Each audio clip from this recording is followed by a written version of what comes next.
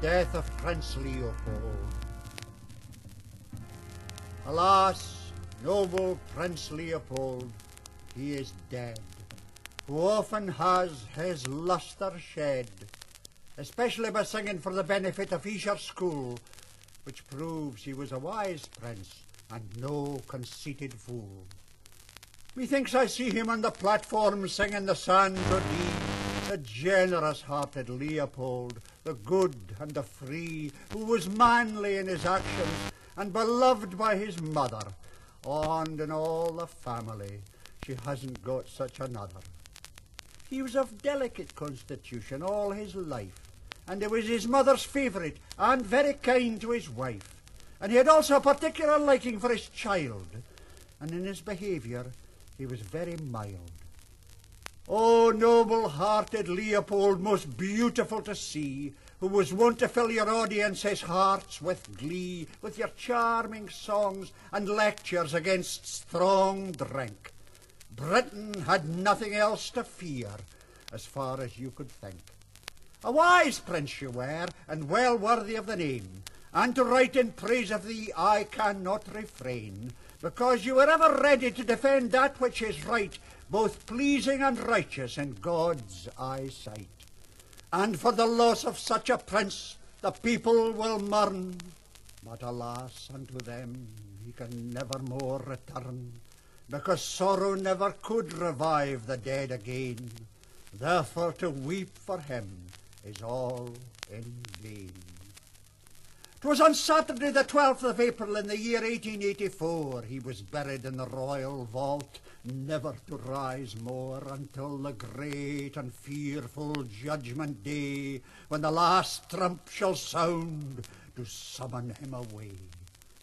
When the Duchess of Albany arrived, she drove through the royal arch a little before the Seaforth Highlanders set out on the funeral march, and she was received with every sympathetic respect, which none of the people present seemed to neglect.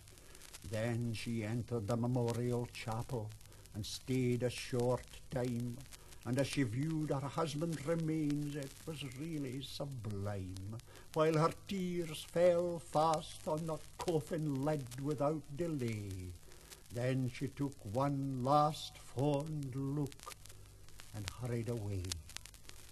At 10:30 the Seaforth Highlanders did appear, and every man in the detachment his medals did wear, and they carried their side arms by their side with mournful looks, but full of love and pride.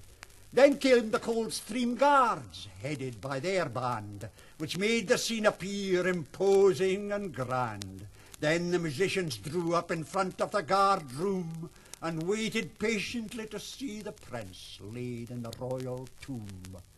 First in the procession were the servants of his late royal highness, and next came the servants of the queen in deep mourning dress, and the gentlemen of his household in deep distress, also General Duplat, who accompanied the remains from Cannes. The coffin was borne by 8 Highlanders of his own regiment, and the fellows seemed to be rather discontent for the loss of the prince they loved most dear, while adown their cheeks stole many a silent tear. Then behind the corpse came the Prince of Wales in field marshal's uniform, looking very pale, dejected, careworn and forlorn. Then followed great magnates all dressed in uniform, and last but not least the noble Marquis of Lorne. The scene in George's chapel was most magnificent to behold. The banners of the Knight of the Garter embroidered with gold. Then again it was most touching and lovely to see the Seaforth Highlanders' inscription to the prince's memory. It was wrought in violets upon a background of white flowers, and as they gazed upon it, their tears fell in showers. But the whole assembly were hushed when her Majesty did appear, attired in her deepest mourning, and from her eye there fell a tear. Her Majesty was unable to stand long. She was overcome with grief, and when the Highlanders lowered the coffin into the tomb, she felt relief. Then the ceremony closed with singing Lead, Kindly Light. Then the Queen withdrew in haste from the mournful sight. Then the Seaforth Highlanders band played La Harbour No More, while the brave soldiers' hearts felt depressed and sore. And as homeward they marched, they let fall many a tear for the loss of the virtuous Prince Leopold they loved so dear.